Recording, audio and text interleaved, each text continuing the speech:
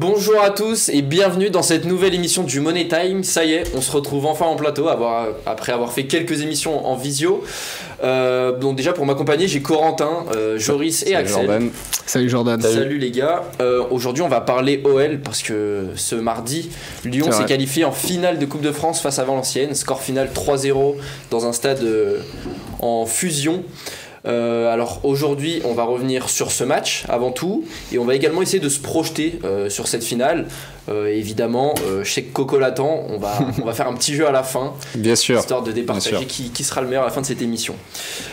Premier thème, on va tout de suite rentrer dans le vif du sujet. Est-ce que dans ce match vous retenez uniquement la qualification ou bien il y a d'autres choses qui vous ont marqué? Joris, je te laisse commencer.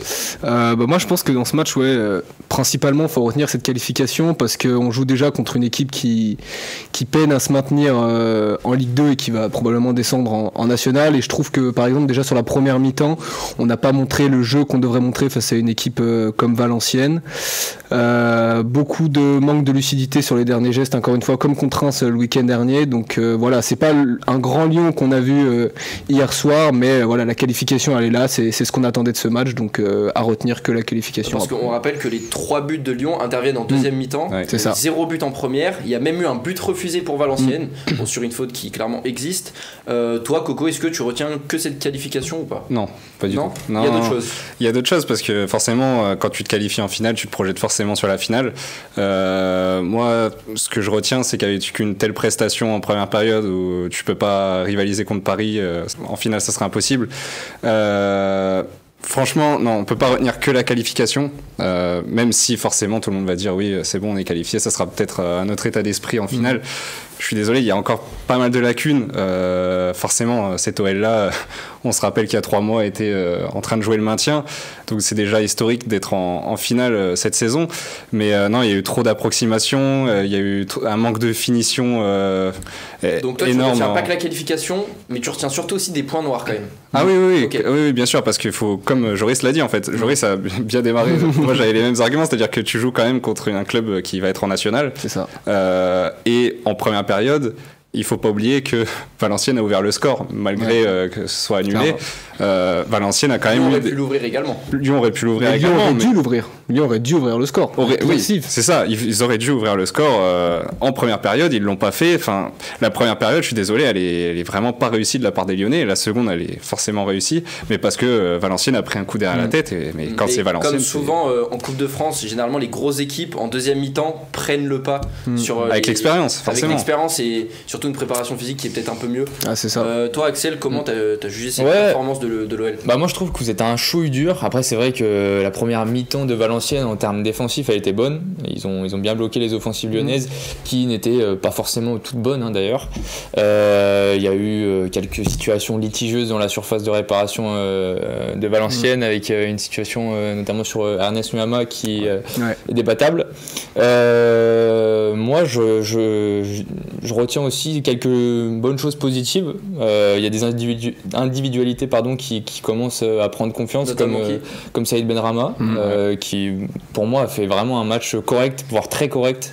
Il a peut-être été le meilleur lyonnais dans le jeu. On va parler de la casette doublée, mais dans le jeu Benrahma était pour moi, il prend confiance et c'est très bien parce que c'est un joueur il faut qu'il ait de la confiance pour pouvoir dribbler, pour pouvoir percuter, adresser des centres comme il l'a fait d'ailleurs, notamment sur la situation de Ernest Nuama. Il y a une connexion de Nuama Benrahma très impressionnante sur ce match. Puis il y a même aussi le côté droit, tout le côté droit, même Tagliafico, je trouve que la connexion qu'ils ont avec à gauche, Benrahma, Tagliafico, je trouve que ça va super bien, ils arrivent à bien se trouver, donc franchement bon côté droit. Moi je voulais juste revenir sur la performance de Nuama. Oui, elle est pas excellente. Je suis désolé, mais en fait j'ai l'impression de voir un Dembélé bis, mais un Dembélé version OL, c'est-à-dire que il a tout, ce joueur, il a vraiment tout sauf la finition. Après ça reste un joueur de 20 ans. Il peut encore s'améliorer. Oui, bien sûr, on disait ça pour Dembélé. Regarde, aujourd'hui, il n'y a toujours pas de finition. Non, mais c'est ça qui est assez cruel pour Nuama. C'est aussi de Vinicius, et aujourd'hui, il en a eu. Peut-être, mais je souhaite qu'il ait une finition, parce que si Nuama a une finition, alors là c'est un top joueur. C'est un top joueur. Là, hier, il loupe je sais pas combien d'occasions, notamment celle que tu dis où il y a eu la situation litigieuse.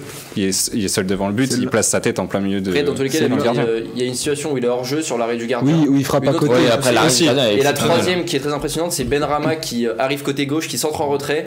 C'est un peu détourné, et Nuama qui plate du pied la main à côté. Et celle-là, elle est. Mais oui, il aurait pu ouvrir le score de lui-même bien plus tôt. Après, je trouve que c'est un peu le même style aussi que Barcola à l'OL avant. Il n'y avait pas beaucoup de finition. Barcola, ça a été un point impressionnant quand même. Oui, non, mais avant, quand il y a eu la deuxième partie de saison là, avec l'ère Lacazette Barcola, c'était beaucoup mieux. Donc moi, je lui souhaite que ça ici. La fameuse connexion Barcola-Lacazette. Mais tu vois, là où c'est regrettable, c'est que en fait, Benrahma n'a pas non plus une excellente finition.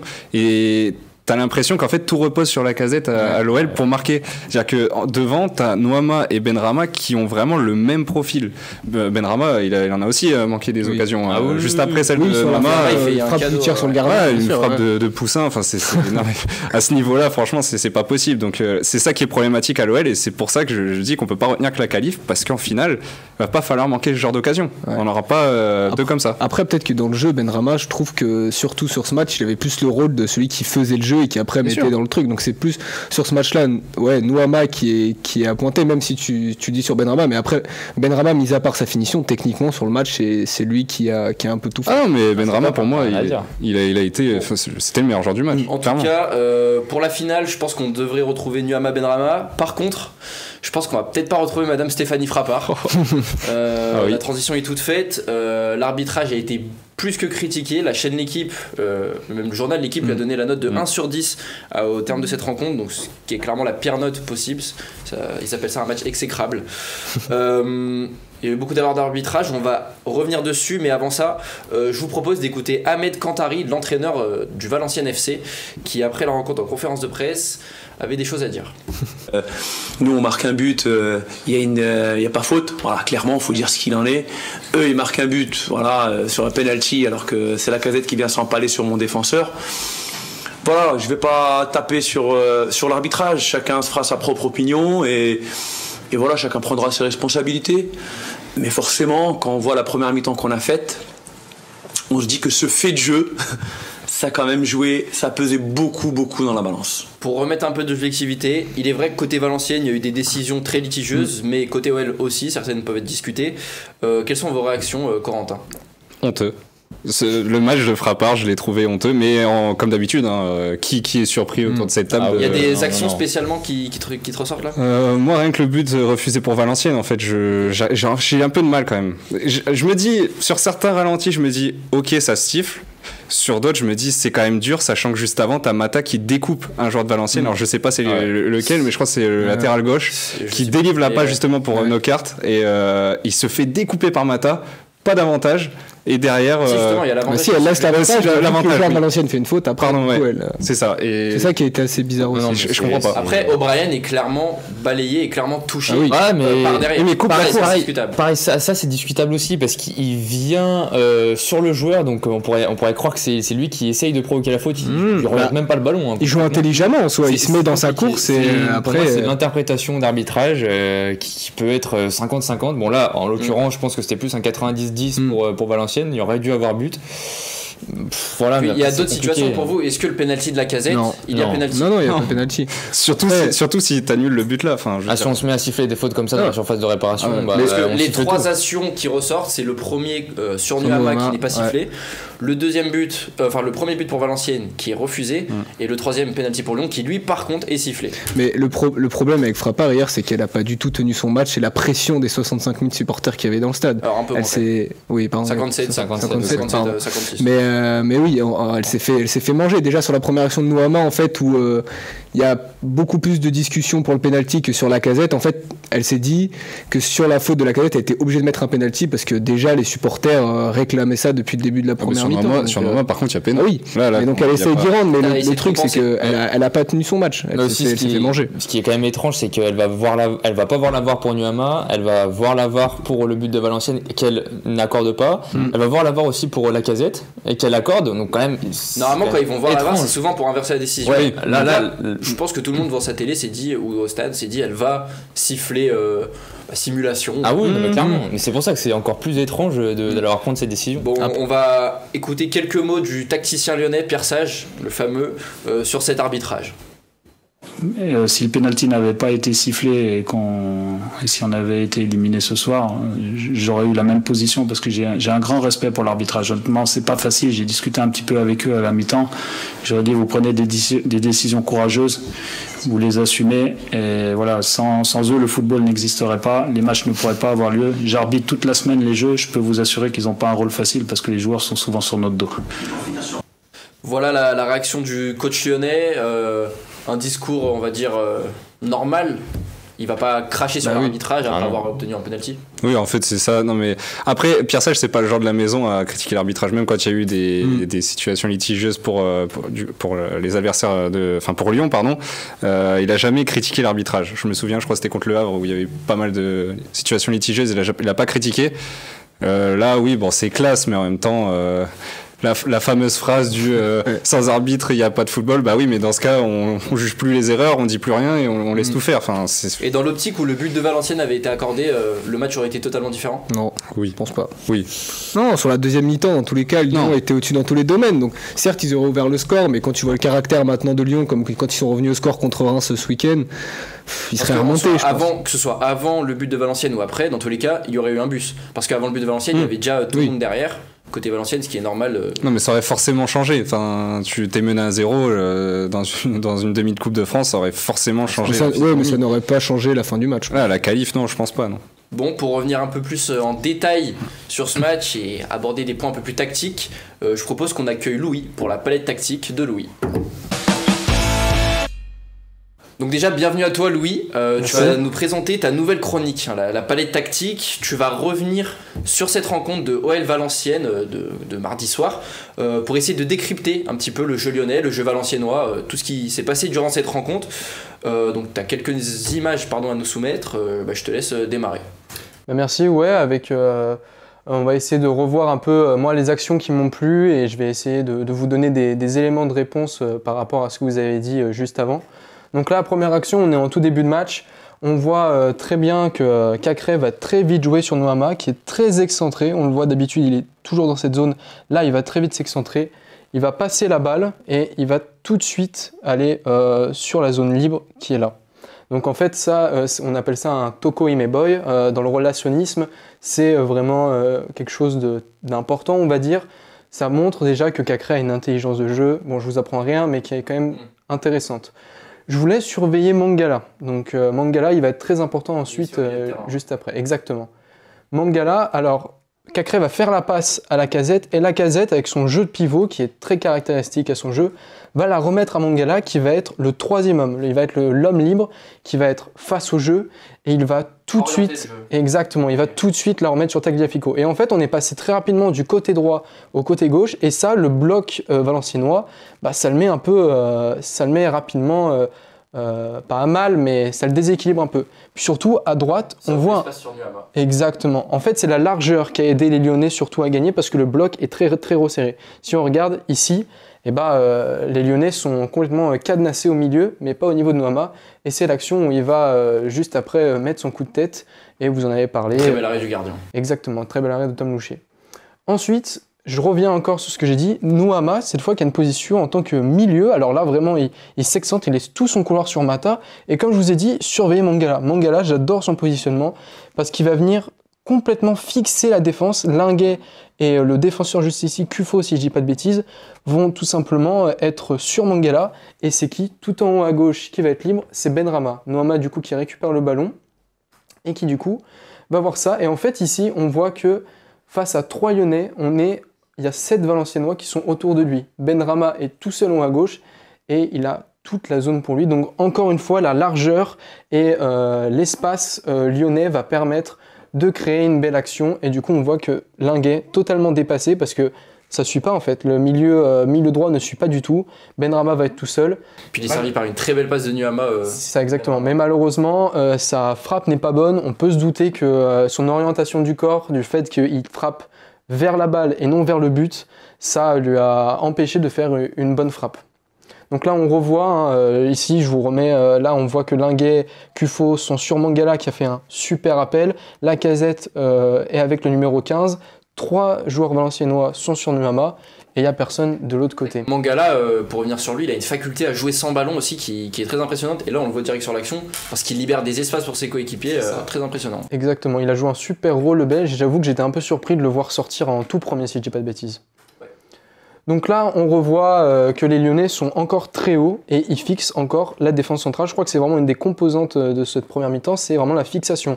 Cacré qui est très haut, Mata aussi, Noama qui est face à un défenseur, Tagliafico aussi qui est dans le demi-espace. Bref, la défense valenciennoise est toujours en action. Il y a pas, ils sont toujours sur un marquage individuel. Et donc là, ici, on a une action où Benrahma, Tagliafico très intelligent, va permuter. Et Benrahma va pouvoir aller dans le demi-espace.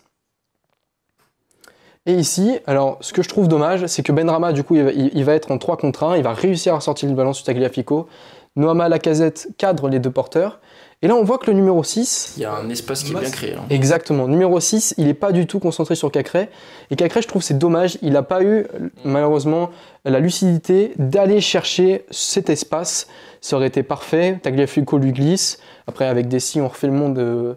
Et donc, malheureusement. Mais là, du coup, Tagliafico va jouer à la transversale et va toucher le poteau de Tom Louchet. Je ne sais pas si vous vous souvenez de l'action. Et ça a failli faire but. Mais voilà. Et tout de suite, juste après, ça touche le ballon, les Valenciennois jouent rapidement, et là on a un pressing direct des Lyonnais. Ça m'a vraiment surpris. Mangala, on a vu dans un premier temps, Tagliafico dans un deuxième, et dans un troisième temps, on va voir que c'est O'Brien qui va chercher très haut Doucouré, et Doucouré malheureusement manque de qualité technique et va perdre le ballon. Ça m'a vraiment beaucoup plu du côté de l'OL.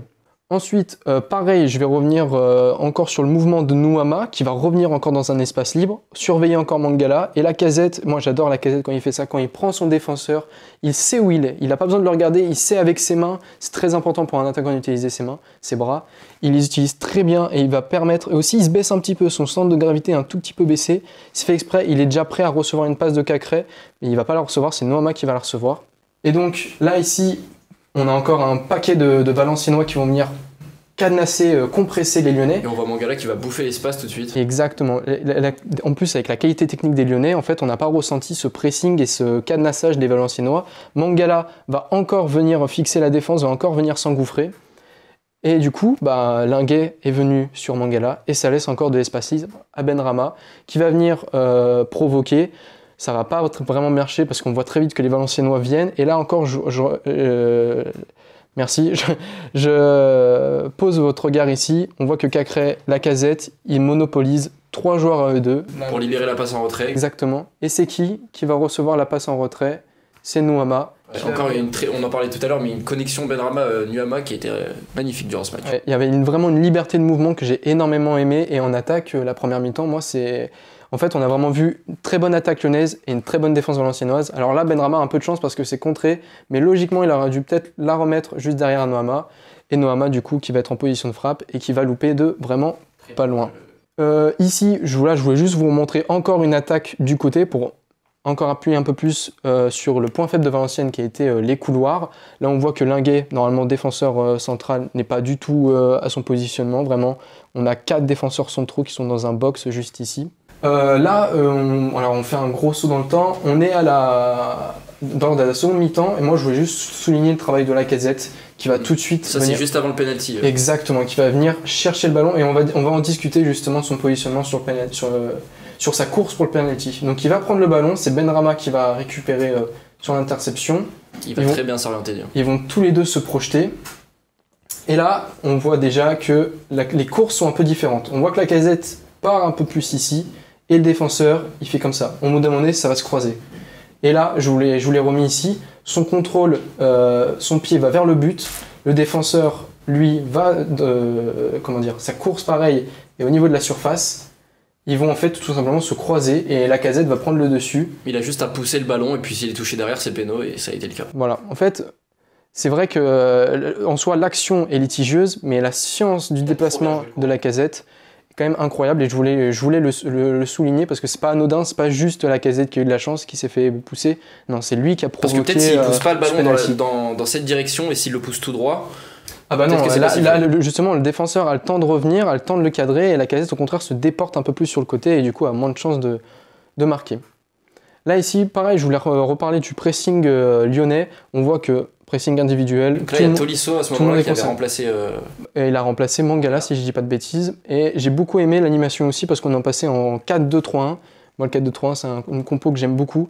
Et on va voir que Tolisso, il va venir suppléer Matich dans aussi la phase de préparation, pardon. Et là aussi, j'ai oublié de le mentionner, mais c'est Mata qui va tout de suite récupérer le ballon, pressing encore très fort, et ça va donner une très bonne occasion. Et là, ici, je voulais marquer le bon positionnement de Benrahma. En fait, il vient tout simplement créer de la confusion entre les défenseurs. Normalement, c'est Kufo qui devrait peut-être le suivre, et là, il va se placer dans le demi-espace, avec Mata en plus qui crée, et là, Cacré, il a même une solution ici. Donc, le numéro 13, qu'est-ce qu'il fait ? Est-ce qu'il va sur le ballon ? Est-ce qu'il va sur Tolisso ? Mais s'il va sur Tolisso, il laisse encore un plus grand espace. Donc en fait, la combinaison entre les joueurs est super. On voit qu'il y a une très grande intelligence de jeu chez eux. Benrahma va donc venir s'intercaler dans le demi-espace. Le défenseur juste ici, au début, il hésite, il attaque pas. Et puis on voit qu'au dernier moment, quand il fait la passe, il attaque, mais ses appuis sont, son corps est trop penché. Et donc après...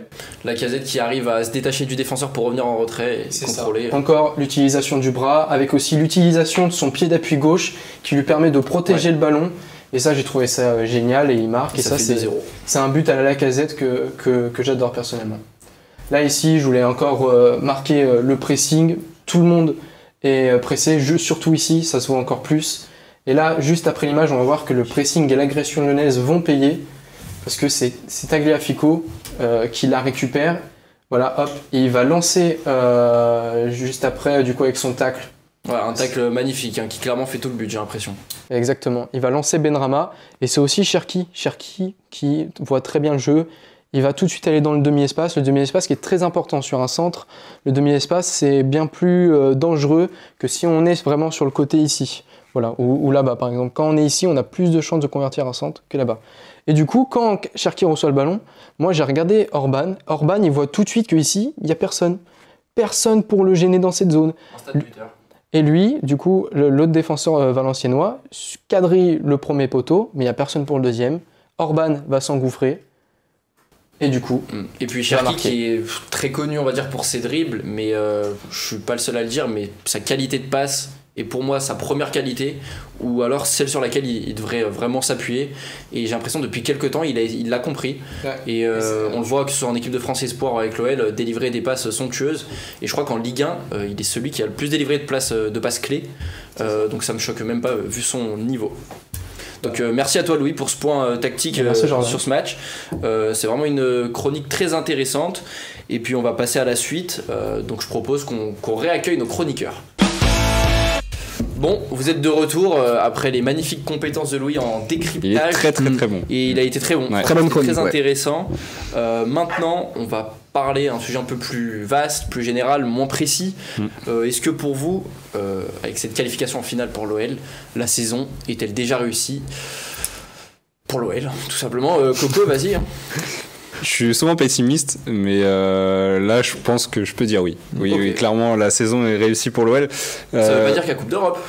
Ça veut pas dire qu'il y a Coupe d'Europe, mais bon, est-ce que tu as besoin vraiment d'une Coupe d'Europe après une saison pareille? Je pense pas. On se rappelle que jusqu'à novembre, l'OL était 18e et tout le monde les voyait aller en Ligue 2 rejoindre Saint-Etienne. Donc je pense que... C'est pas pour Saint-Etienne. Non, mais peut-être qu'ils vont monter. Donc c'est pas sûr, mais dans tous les cas, ça reste une magnifique saison, enfin une magnifique fin de saison. Pour moi, la saison est réussie par rapport à ce qu'il y a eu avant. Évidemment, quand tu t'appelles l'OL, pour l'instant, elle n'est pas encore réussie. Je pense que s'il y a le titre, elle est réussie, ou s'il y a la 7ème place et la qualification en Coupe d'Europe, forcément, ce sera réussi. Mais vu le niveau de l'OL en début de saison, c'était inespéré de les voir à cette place-là, donc forcément que c'est réussi. Toi, Axel, je pense que tu n'es pas d'accord avec ça. Bah, c'est vrai que Corentin m'a un peu ôté les mots de la bouche en disant que s'ils allaient chercher cette 7ème place ou cette victoire, elle était réussie. Parce que c'est un peu, moi, c'est un peu l'objectif que je vois pour Lyon cette année, même s'il y a eu un début de saison catastrophique. Voilà, après, quand on est Lyon, quand on a un effectif comme ça, on peut pas juste viser. Une finale, c'est très bien, hein, évidemment, et puis ça va être soit contre Paris, soit contre Rennes, qui sont 2 très belles équipes, mais on peut pas juste viser une 9e, 10e place et un beau parcours en Coupe nationale. Il faut au moins aller chercher une victoire, quitte à laisser un peu tomber la Ligue 1, hein, mais si on va chercher une victoire, on a la place en Coupe d'Europe. Donc voilà, pour moi, il y a juste un step à passer. Et cette saison sera réussie. Après, si on va chercher la 7e place, la 6e place, la 5e, qui me paraît assez compliqué, elle sera réussie aussi. Hein. Si on perd, c'est pas grave. Mais en parlant de cette 7e place, il y a 2 mois, même voire 3, les objectifs à Lyon, c'était clairement le maintien. Et aujourd'hui, il semble qu'à Lyon, les objectifs aient changé. On écoute Pierre Sage qui nous parle de cette 7e place en Ligue 1. Je suis content pour les joueurs, je suis content pour les supporters, je suis content pour tous les gens qui aiment ce club. Mais moi, je pense déjà à la récupération demain et au fait qu'on doit aller jouer à Nantes. Il faut laisser les joueurs profiter. Ils ont fait de nombreux efforts. Ils ont vécu un super moment avec les supporters. C'est bien qu'il y ait cette communion-là. Mais je vous avoue que je pense déjà à Nantes. Parce qu'aujourd'hui, je vais vous avouer, on a un nouvel objectif. C'est-à-dire que jusqu'à maintenant, on se disait qu'il fallait 35 points, qu'on jouait le maintien, qu'on pouvait éventuellement jouer une finale de Coupe de France et que c'était très bien. Mais on se rend compte et on peut l'avouer que si on arrive à être dans les 7 premiers, c'est pas faire petit bras sur notre finale, mais ça nous permettrait peut-être de vivre l'Europe l'année prochaine dans tous les cas. Donc voilà, les objectifs sont clairs, hein. C'est la Coupe d'Europe, que ce soit par la finale ou bien par la Ligue 1. Ouais, puis il reste lucide en vrai, parce que ils misent pas tout sur la Coupe de France. C'est la spécialité Pierre Sage. Et ce qui est bien avec Pierre Sage, c'est que en fait, il s'est pas précipité sur les objectifs, il a vraiment fait step by step, et c'est ça aussi qui fait un peu la force de cet entraîneur, c'est qu'il s'emporte pas sur ses objectifs, et il fait palier par palier, il avance progressivement, mais si je peux me permettre, que ce soit Pierre Sage ou même les autres, j'avais eu la chance en janvier de parler avec Laurent Prudhomme, le directeur général de l'OL, et la première question que je lui avais posée, c'est quels étaient les objectifs de l'OL, et il avait clairement dit on va pas tout de suite faire les rêveurs à parler de Ligue des Champions. Il y a des objectifs à court terme et des objectifs à long terme. Je pense que ceux à court terme, ils sont pas loin d'être réussis, notamment avec une finale 35 points, de France et le maintien qui est assuré. On aura réponse le 25 mai, quoi. Mais maintenant, voilà, Lyon est en finale de Coupe de France et t'as un match de jouer l'Europa League. Et puis j'ai envie de dire, t'as redonné du sourire à tes supporters quand on voit la foule qui va sur le terrain à la fin du match. L'émotion a touché tout le monde. Mais c'était inespéré en novembre. Ce que j'allais dire, s'il y a 6 mois on parlait de ça, je pense qu'on n'aurait jamais. Il y aurait eu envahissement de terrain si on était descendu en Ligue 1. De la mauvaise manière, quoi. Certains disent que c'est un peu trop parce qu'en face c'est Valenciennes, c'est le dernier de Ligue 2. Mais non, c'est une finale. C'est un argument, mais d'où tu viens, ça fait 12 ans que t'es pas allé en finale de Coupe de France, on peut le comprendre. Et même juste avant, tu tapes Lille, qui était pas dans une grande forme à ce moment-là, mais enfin ils étaient méconnaissables, mais tu tapes quand même Lille, qui est un des gros clubs de Ligue 1 cette année, et après tu tapes Strasbourg au tir au but, c'était compliqué. Et puis je pense que les mieux placés pour en parler, ça reste les joueurs. Quand on a vu la réaction de Corentin Tolisso après la rencontre, très ému, et également Lacazette qui était très ému, ça traduit beaucoup du chemin que cette équipe a dû faire.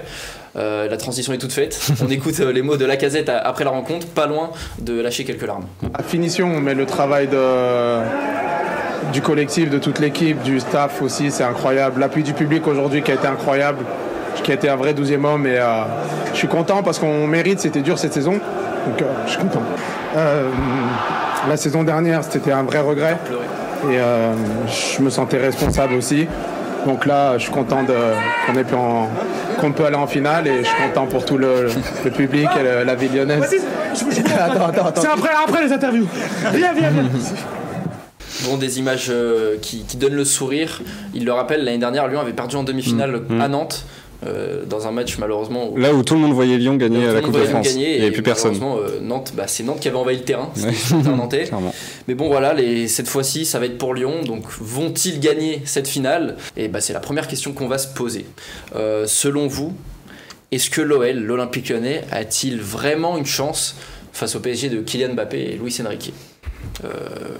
Joris, un mot? Ouais, moi je pense qu'ils peuvent avoir leur chance. La Coupe de France, c'est une compétition à part. C'est, comme ils le disent, la compétition de tous les possibles. Donc voilà, je pense que c'est un match. Une finale, c'est toujours spécial, peu importe les compétitions. C'est un match différent, une ambiance différente. Donc je pense que Lyon a autant de chances que le PSG de gagner cette Coupe de France. En plus, voilà, certes sur le jeu, Paris est au-dessus, mais on peut espérer quand même d'aller décrocher pourquoi pas une série de pénaltys ou d'ouvrir le score, ce qui permettrait déjà de se mettre bien pour ces 90 minutes. Et puis voilà, quand on voit la forme du PSG, c'est vrai qu'il n'y a pas grand chose à leur reprocher, mais quand on voit la forme interne du club, il y a beaucoup plus de complications. Il faut voir aussi comment ils vont évoluer en Ligue des Champions avec le match qui arrive face au Barça. Donc voilà, à voir. Mais oui. Coco, ton avis, le PSG c'est bien plus fort que Lyon, il n'y a pas de débat, mais est-ce que sur un match il y a la possibilité? On est dans une finale, c'est le football, tout est possible. En vrai, je rejoins Joris et j'ajoute même une précision, c'est que peut-être que Paris sera en finale de Ligue des Champions à ce moment-là. Je crois que la finale c'est le week-end d'après, parce que c'est le 25 mai, donc ça doit être le 31 mai il me semble. Donc ça veut dire qu'on sera dans une semaine très très cruciale pour le PSG. Je pense qu'ils vont tout miser sur la Ligue des Champions, c'est évident. Après, ça, c'est pas et s'ils sont en finale, parce que s'ils sont pas en finale, ça repart en crise, hein, Paris Saint-Germain, comme chaque année. Hein. Encore une fois, ça va dépendre de la Ligue des Champions, parce que bon, en Ligue 1 ce sera plié, mais si t'es en finale de Ligue des Champions, je pense que Lyon a largement moyen d'aller chercher ce titre. Parce que pour toi, Luis Enrique fera tourner si c'est le cas. Il fera peut-être pas tourner, mais toutes les têtes seront tournées vers la finale. Ça, c'est logique. Il faut faire attention aussi aux blessures, parce que voilà, Paris, ils ont beaucoup plus de matchs que Lyon, du coup, et sur des matchs de haute intensité comme contre le Barça, et si jamais ils vont en demi-finale, ils auront beaucoup plus de lacunes musculaires et peut-être des blessures importantes. On aura peut-être un Mbappé Gate d'ici ce temps. En parlant de Mbappé, si le PSG ne va pas en finale de Ligue des Champions, ça reste quand même très probable aussi qu'il n'y aille pas. Cette finale de Coupe de France serait le dernier match de Mbappé au PSG. Axel, selon toi, Lyon peut-il battre le PSG? Pour moi, le PSG, non. Je suis un peu pessimiste. Voilà, on a quand même vu de belles choses, de belles productions de la part des Lyonnais. Une très belle équipe qui est en train quand même de prendre du galon au fil des matchs. Après, on aura quand même un match test entre guillemets en championnat contre eux fin avril, il me semble, aux alentours. Donc c'est déjà bien parce que il me semble à Léon, on s'était pris un 4-0 ou quelque chose comme ça. 4-1. Donc voilà, on va pouvoir avoir l'occasion de se rattraper sur ce match-là et d'avoir un premier match test.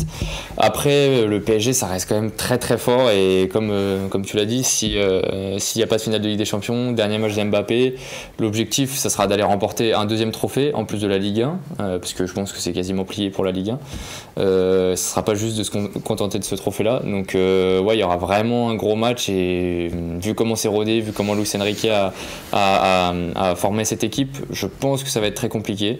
Je vais rajouter un truc, mais pour moi, Mbappé n'aura rien à voir dans cette histoire. C'est-à-dire que c'était bien le dernier classico de Mbappé, contre l'OM. Oui, il a sorti à 64e, mais bon, c'est pas on rappelle le match qu'il a fait. Après, chaque match est différent, mais le dernier match ou le dernier match de la saison, quoi. Je pense que ça changera rien du tout pour Kylian. Ouais, je le dis, à part si c'est une finale de Ligue des Champions. Pour Kylian, non, mais pour Luis Enrique, c'est surtout oui, il le sortira à la 30e. Après, quand si je peux me permettre, on connaît le niveau de Mbappé dans les finales. Et surtout contre Lyon aussi. Oui, mais dans les grands matchs, même dans les grands matchs, on disait ça. On regarde contre l'OM. En parlant de grands matchs, le dernier Lyon-PSG en finale, je sais pas si vous vous en souvenez, c'était en 2020. Coupe de la Ligue. Bien sûr. Il y avait eu 0-0. C'était allé au tir au but. Bertrand Traoré qui loupe. Bien sûr. Qui avait tiré dans les gants de Navas. Bien sûr. Mais voilà, Lyon, c'était une époque bien différente. C'était à 4 ans avec un effectif quasiment totalement Lyon était différent. en demi-finale de Ligue des Champions. Lyon était en demi de LDC. Mais Lyon a prouvé, que ce soit l'année dernière encore, qu'ils avaient le potentiel de battre le PSG. Non, mais ils l'ont toujours eu. Il y a forcément une année où, chaque année, c'est soit il y a un match nul ou une victoire contre le PSG sur les confrontations. Je tiens à rappeler, Axel a raison, le premier test pour Paris, contre Paris, ça va être là en Ligue 1. Et ça va être, je pense, les premiers ajustements qui vont être faits après ce match. Je suis pas sûr. Après, c'est un match au Parc des Princes, c'est un match de Ligue 1, donc c'est assez différent quand même. Je pense pas que ce sera le même effectif qu'il y aura au PSG déjà. Ils vont faire tourner le match, ouais, bien sûr. Je suis même convaincu parce qu'il y aura Ligue des Champions, ils ont déjà gagné le championnat. Ce sera pas un vrai test en vrai. Pour parler un peu plus tactique côté PSG, je propose qu'on accueille Louis qui va encore une fois nous faire une palette tactique. Bien sûr. Et cette fois-ci, en parlant du PSG. Louis, te voilà de retour. Cette fois-ci, tu vas nous parler du PSG, le Paris Saint-Germain. Qu'est-ce que tu peux nous dire avant cette finale de Coupe de France face à l'OL sur ce club, sur cette belle équipe quand même du PSG? Comme tu l'as dit, c'est déjà une très belle équipe et on va voir que c'est une équipe qui a quand même des défauts. Mais Luis Enrique voudrait jouer d'une certaine façon, mais justement, cette façon, c'est peut-être pas la meilleure. Je vais m'expliquer à travers certains screens que j'ai trouvés de leur ancien match. Pour moi, ce qui caractérise la plus grosse force de Paris, c'est les contre-attaques. Donc là, déjà, on a un match, c'est le Classico. C'est le dernier. Exactement. Donc là, on voit que Vitinha récupère très haut le ballon. Tout le monde est dans la surface, tous les Parisiens sont dans leur surface. Et très rapidement, après cette récupération, on va très vite se projeter dans la surface. Là, on voit qu'il y a une supériorité, on a un 4 contre 2. Les Marseillais sont dépassés. Dépassés en infériorité. Exactement. Mais la grande force du PSG, c'est qu'on sait quoi faire des ballons en contre-attaque. Là, Vitinha, il va la remettre à ce niveau-là, il va la remettre à Dembélé. Dembélé va lui remettre et ensuite sur un but. Là, c'est une autre action. On est sur une deuxième contre-attaque. Pareil, on voit que Gonzalo Ramos s'est très bien décalé. Il y a Hakimi qui vient aider le porteur du ballon. Et cette action va finir, ça va être le deuxième but. Donc les deux buts du Paris Saint-Germain sont sur des contre-attaques et pas sur des attaques placées. Ça, c'est très important. Ce qui est nouveau au PSG quand même depuis quelques temps, parce que c'était une équipe qui a longtemps été habituée à avoir la possession et faire des attaques placées. C'est ça. Là, ils ont des joueurs, clairement, Mbappé, Dembélé, Kolo Muani, Gonzalo Ramos, ça se projette très rapidement. Et puis je te laisse nous parler de cette action qui j'ai l'impression, représente encore un peu mieux ce cas. Exactement. Comme tu l'as dit, en fait, Luis Enrique, c'est un adepte, un adepte. Il aime le jeu de possession, il aime la possession. J'ai l'impression qu'il a mis de l'eau dans son vin, qu'il a accepté qu'il avait des joueurs qui étaient des joueurs de profondeur. Et donc on le voit ici, Barcola, Mbappé, Kolo Muani qui se déplacent très très vite. Les joueurs montpelliérains, on voit même que le capitaine, il commence à se placer, il commence à se tourner parce que ça va très très vite. Et cette action va finir en but parce qu'après, Kolo Muani va se décaler, Mbappé va venir derrière lui et va réussir un super but dans un angle fermé. Mais en tout cas, voilà, encore un but qui se finit avec qui était sur une contre-attaque. Là, on va parler de l'aspect défensif du PSG. Là, on a parlé du point fort. Là, on va parler du point faible. Là, on voit que Montpellier, ils sont en 3 contre 7. Bon, 7, c'est très imagé. Mais là, si on coupe le terrain ici, ils sont 7. Et là, Montpellier, ils sont en supériorité numérique sur le côté. Notamment ici avec ce triangle avec Nordin, Savanier et Hernandez. Retenez bien Hernandez parce que je trouve que c'est lui qui pose souvent problème dans la défense du PSG. Là, on va voir que le ballon va se décaler à gauche. Et là, Hernandez, au début de l'action, il est un peu dépassé. Et Nordin, avec sa vivacité, va le prendre de vitesse, va être le premier et va marquer le but pour le 2-1. Pour le 2-1, c'est ça exactement. Et donc, on voit qu'Hernandez, on ne sait pas ce qu'il fait. Il coupe sa course, c'est de l'autre côté. Il l'a peut-être pas vu, tout simplement. Il l'a pas vu. Et on va voir que ça va pas être la dernière fois qu'il va faire ça. Là, on voit très, très rapidement marquage individuel au niveau de terrain. Au niveau du milieu de terrain, pardon, ça c'est très spécifique de Luis Enrique. Je pense que Mangala, Cacré et Matic vont avoir un pressing tout de suite sur eux. Et là, on voit ici que c'est pas Montpellier qui défend, c'est eux qui attaquent. Et on voit que la défense du PSG est un peu cassée, on va dire. Et Hernandez, l'équipe est complètement coupée. Qui est complètement coupée. Et là, on voit que par contre, excusez-moi, c'est un pressing en fait. Pareil, quand Paris veut relancer, le pressing, c'est une bonne arme pour les faire déjouer. On va voir aussi sur des images qu'on trince que c'est comme ça que... Ça peut être la clé face au PSG, le pressing. Exactement. Je pense que le pressing, comme on l'a vu face à Valenciennes, un pressing haut, ça peut faire mal au PSG. Après, ça peut aussi faire mal à l'équipe qui presse, parce que quand tu vois la capacité de projection... C'est à double tranchant, mais voilà. Quand on voit que Montpellier a réussi à faire, sans leur manquer de respect, bien évidemment, mais quand on voit que Montpellier a réussi à marquer des buts comme ça, bien évidemment, ça marche. Là, pareil, Hernandez qui est ici, et on voit que Ito, il est vraiment... Là, je vous... sur tout en bas de l'écran, pardon. Il est vraiment tout seul sur le côté et il va pouvoir créer une différence sur son côté. Et du coup, son centre ne va rien donner, mais le pressing grémois, pressing haut, va déstabiliser la relance du PSG. C'est Donnarumma ici qui va... C'est assez connu, tout le monde a déjà parlé, la relance de Donnarumma, c'est pas le point fort. Et souvent, chaque saison, on voit des buts du PSG qui arrivent sur des relances ratées du gardien italien qui est monstrueux sur sa ligne, et sur la relance ça pêche un peu plus. Exactement, donc là on va voir que, comme je l'ai dit, un pressing haut, Oumar Diakité va récupérer très haut le ballon ici, va pouvoir décaler Monetti qui va mettre le but du 2-1.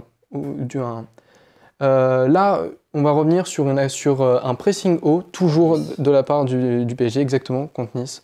Donc là, ici, tac, tac. Ça va être comme ça face à Lyon. On va avoir un pressing très haut et chaque joueur va être marqué individuellement. Et donc là, je voulais revenir aussi sur une des grandes forces du PSG, mais qu'on ne peut pas vraiment lire. Il n'y aura pas de plan pour se dire, bah tiens, on va essayer de faire ceci pour contrer cela. C'est la connexion et le talent parisien. Qu'est-ce que je veux dire par là? C'est que sur l'action, Mbappé va avoir l'intelligence de la remettre à Fabien Ruiz. Fabien Ruiz va lui remettre. Très très beau but. Et là, il va la remettre en reprise de volée. Et c'est inarrêtable. C'est inarrêtable, comme il le dit. Donc, Puis, je me permets, souvent au PSG, on voit quelque chose qu'on ne voyait peut-être pas à l'époque. Souvent, on peut comparer Vitinha à Verratti. Là, un point très bon côté PSG, c'est Vitinha. On le voit, il est tout le temps ici à cette entrée de surface. Et souvent, en fait, comme un Cacré peut-être à Lyon, il va récupérer le ballon et ça va souvent amener une seconde chance. Donc soit il va repartir à la construction, ou soit il peut tenter sa chance. Et Vitinha, il a mis quelques buts comme ça, donc ça reste une arme dangereuse offensivement. Ah mais t'as tout à fait raison. Et puis si on revient un peu plus loin, sur la toute première action du PSG, c'est lui qui amène le ballon et c'est lui qui va marquer sur le premier but face à Marseille. Donc là ici, on remet encore, j'insiste vraiment sur un pressing haut, et un pressing haut qui va marcher, puisque Todibo va la remettre à Boulka, et Dembélé va sortir à fond sur le Polonais. Le Polonais va perdre le ballon, et du coup, Dembélé va pouvoir remettre sur Fabien Ruiz qui va mettre le but du 2-0. Donc vraiment faire attention à ce marquage haut et individuel. Mais pour déverrouiller ce marquage, ça va passer par une prise de conscience, on va dire, individuelle des joueurs. Ça veut dire que Khéphren Thuram, il devrait peut-être être dans le dos, faire des courses courbées. Je pense que ça peut être la grande clé pour battre ce marquage. Là, ici, je voulais encore notifier les côtés comme gros point faible du PSG.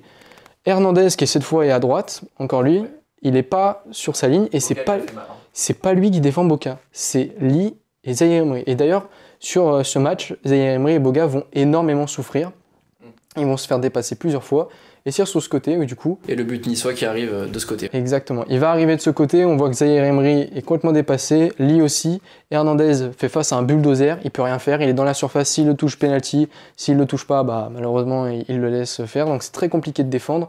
Là ici encore, je voulais notifier le double marquage de Lee et de Zaïre Emery.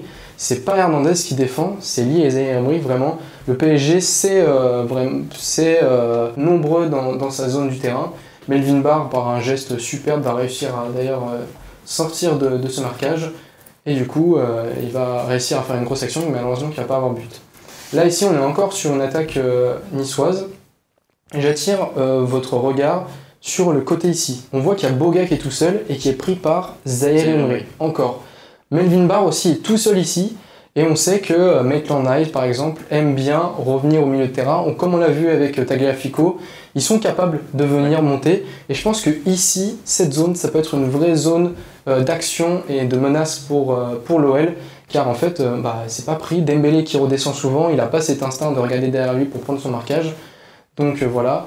On voit ici que Fabien Ruiz et Nuno Mendes, encore un milieu qui vient aider le latéral pour bloquer le côté.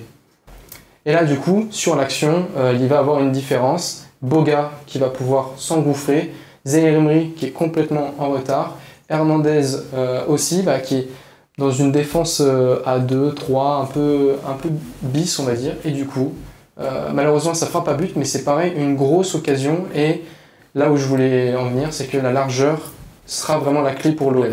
D'accord, donc avec un bon pressing également, ça peut le faire. Exactement. Là, je voulais encore une dernière fois montrer les contre-attaques parisiennes. Ils sont 1, 2, 3, 4, 5, 6 à être en contre-attaque. Tous concernés, tous dans une posture où on va vers le but. Et ça va être très dangereux pour l'OL. Eh ben écoute Louis, je te remercie. C'était une très belle analyse de cette équipe du PSG qui, sur le papier, reste quand même favorite face à l'OL, mais pourquoi pas, sur un match tout reste possible. Exactement. Louis, je te remercie. On passe au jeu que j'ai appelé le jeu des surnoms. Je vais proposer 10 joueurs passés par l'Olympique Lyonnais qui ont un surnom qui est resté iconique. Donc tu donnes le surnom? Non, il donne le joueur, on donne le surnom et vous me dites le joueur. Première question. Un joueur passé par l'Olympique Lyonnais. Ah bah merci. un attaquant Général. qui était surnommé. Alexandre Lacazette. Alexandre Lopez. Vous n'avez pas le droit de répondre, c'est entre eux deux. Ah, mais attends. Ah, vous n'avez pas le droit de répondre. Je suis Bah, désolé. Non, attends, vous n'avez pas le mais- droit de faire ça. Vous avez pas le droit. Attends, faut Mais Concours ici là. Ah, il faut attendre la fin. Ah, faut attendre la fin. Ah, T'as déjà rien dit. Ah d'accord. On n'a rien dit. Attends, non. Attends, je savais pas qu'il fallait. Première question, vous ne- Mais non, on va en parler. Non, refais. Alors, Question. vous attendez que je finisse ma question. D'accord, et vous ok. dites la réponse. D'accord. Ok, là ça va. Sachant que pour celle-ci, j'avais encore quasiment rien dit. Vous n'avez pas le droit de répondre. Non, mais Vous êtes t'as rien il y a 10 dit. questions, vous êtes éliminé la première. Mais c'est de la triche. Louis Corentin, Oui. à l'OL, qui était surnommé la Panthère. Bah, Tim Bigomis. Bah ouais, c'est Fiti facile. Bigomis. Bravo. Ouais, il l'aurait dit avant. Moi je l'aurais dit. Même à Le l'OL. problème, je le réexplique, mais faut pas balancer plein de noms, sinon c'est trop simple. Ah bah, Ok. Même à l'OL? Parce que pour moi, c'était à Saint-Etienne. Ouais, mais c'est si je qu'un prends- débat, hein. après, c'est carré. Attends, vas-y. Deuxième question, Faut dire le prénom aussi. le nom on accepte. Ok. Qui était surnommé le petit prince de Gerland. Dinalo. Fleury Dinalo, 222 buts Merci. à l'OL, meilleur Ouais. buteur de l'histoire du club. Par contre, j'aimerais revenir sur le truc. Il y a moins de détails que sur la première, c'était moins bien. Voilà. Ouais, Troisième joueur, encore une fois un attaquant de l'Olympique Lyonnais, Oui. qui peut être surnommé le général. La Casette. On l'a tous dit en même temps. La Casette. Ouais, on l'a tous dit. Non, mais en Si, vrai. si. Ouais, ça y est, c'est toujours Mais lui. attention, point bonus. On a dit, c'est pas celui qui parle le plus fort. Il y a 2 points bonus à gratter sur cette Je question. vais plus vite quand même. Dites-moi quel commentateur lui a donné ce surnom. Stéphane Guy. Non. C'était en Europa League contre, Ouais, l'AS Roma. contre l'AS Ah, Roma. oui, je l'ai. Un point bonus. Ah non, je l'ai. Non. J'ai pas le droit de parler aussi. T'as le droit de dire le Ah, commentateur. C'est bon, vous l'avez pas Denis Balbière. Non. Bon, il y a que Louis qui a le point bonus. Ça fait 2-2, C'était qui 0-0. le commentateur? Ah, mais il y avait le match aussi à deviner. Philippe Genin, pardon. Ouais, le match dit a 2 points bonus. Ah. Philippe Genin. Bah, on t'embrasse, Philippe. Axel, t'inquiète pas, il reste pas mal de questions. Ouais, on Ouais, reste 7 c'est ça. quoi. Celle-ci, encore une fois, rapidité. À l'Olympique Lyonnais, qui était surnommé le policier. Chris, on t'embrasse. Ah, bien chaud. Putain, oui, ça. 3-2 pour Louis, Désolé. 0-0 là-bas. On prendra des nouvelles plus tard. 6ème question. Qui était surnommé Cavégol? Karim Benzema. Caveglia, Alain Caveglia. J'ai envie de lui enlever des points, mais ça n'avait pas. Donc, compliqué. Allez, adieu. 7ème question. On va remonter le temps. On sort de l'ère moderne. Qui Oh, était putain. surnommé Chouki? Juste Fontaine. T'es éliminé du jeu. En vrai, moderne, Un peu de calme. Qui était surnommé Chouki? Ça me dit quelque chose. Bernard Son Lacombe. fils a gagné la Coupe du Monde 98. Oh, Thuram. Ah non, son fils. Attends. Oui, il a joué à l'OM. Ah merde, pardon. C'est dur. Ok, attendez, je remets du contexte. Je remets du contexte. Il est m'étonne pas surnommé plus. Chouki. Son fils Oui. a joué pour l'équipe de France, lui aussi, mais son fils a été un peu plus Djorkaeff. connu. Djorkaeff. J'aurais pu l'avoir. Ouais. Père de J'ai trop Louis. la. Louis, ça fait 5 points. Putain, je l'avais pas. Corentin, 2. Oui. Et je ne préfère ne pas les rappeler. 8ème question. Tu rames. C'est un joueur qui a fait plusieurs grands clubs européens. Il était surnommé le lutin magique. Valbuena. C'est vrai. Bah ouais. Ah ouais, ça, Valbuena, c'était petit vélo. Ce n'est pas lui malheureusement, mais c'est un joueur petit de taille. Bah ouais. Joueur petite taille. C'est excellent. Ça va excellent. Vous n'avez pas la réponse? Attends. Le lutin magique. Après, je donne des indices. Joris, c'était trop lourd, je vais te faire du plateau. C'est un joueur Ah, accélère plutôt. qui a été remplacé dans son effectif par le meilleur joueur de l'histoire. Oh, je l'ai. Oh non, c'est horrible. Je peux le dire? Non. Non. Je peux donner des indices? Ah, mais je avec crois que ça je l'ai alors. Je peux bien même te dire ses clubs. Est-ce qu'il a joué à... Barcelone, Monaco, Rome. Ouais, d'accord. Je lui donne le point. Julie. Voilà. Ludovic Joly, Louis 6 points, 2 Corentin. Mais attends, pourquoi lui il a un point en plus? C'était un accès. Non, mais personne n'avait. Personne n'avait. Et ça faisait surtout 8 heures qu'on était sur la question. Un peu plus compliqué. Qui était surnommé le lutin de Gerland? Oh bah, ça va les Michel Bastos. Non. Qui était surnommé le lutin de Gerland? Et un indice, c'est le joueur le plus... Attends, mais tu donnes un indice maintenant là. Ah oui, T'as attendu que les personne personnes là. répondent. Mais Attends. Ok, bah donnez votre réponse. Serge Chiesa. Serge Chiesa, voilà. Wesh. 7 points pour Louis. C'est la 10ème question et elle vaut 20 points. Elle vaut 20 points. Ah oui. La 10ème question vaut 20 points. Parce que j'ai décidé. Donc, Joris, tu peux gagner. Axel, tu peux gagner. Ce serait honte. Encore Corentin, tu peux gagner. Oui, Louis, tu peux gagner. Joris, Tu peux surtout perdre là. J'annonce, je pense que vous ne l'aurez pas directement, Oui. mais c'est un joueur que tout le monde connaît. Il était surnommé le boucher. Oh putain. Raymond Domenech. Raymond Domenech. Oh non. Victor mérité. Bien joué. Mais Louis, Bien rassure-toi joué. parce qu'il y a une question bonus qui vaut 3 points. Ah oui. Il y a une question bonus qui vaut Il 3 y a points. plus de jeu en fait. Et sachant que Louis, tu as 27 points, tu peux encore tout perdre. Bonus. Sachant que là, tout le monde va l'avoir très rapidement. Attends, mais je peux perdre. Commence. Oui. Parce que la question vaut 30 points, j'ai dit. Comment sont appelées les joueuses féminines de l'OL? Les fenêtres. Les fenêtres, Corentin a gagné. Non, en vrai, tout le mérite revient à Louis. Je tiens à dire. Bon, c'est un jeu qui se termine avec un Louis en dépression et un Corentin très heureux. Ouais, moi, j'ai Corentin, passé on va un dire, a gagné ce jeu de la plus belle des manières, J'ai eu c'est-à-dire 3 sur un réponses, hold-up, un ouais. hold-up que Vraiment tout hold-up. le monde a vu. Joris a préféré partir en vacances plutôt que prévu. Et Axel était là. Louis, un dernier mot? Voilà, merci Louis. On espère que cette émission quand même vous aura plu. Abonnez-vous. Cette fin d'émission. Et en tout cas, on a hâte de voir l'Olympique Lyonnais tenter de remporter sa 6e Coupe de France. Ce sera le 25 mai prochain à Pierre-Mauroy ou la Decathlon Arena à Lille. Et nous, on se dit au revoir et à très bientôt pour une nouvelle émission Plateau encore une fois. Salut tout le monde. Salut.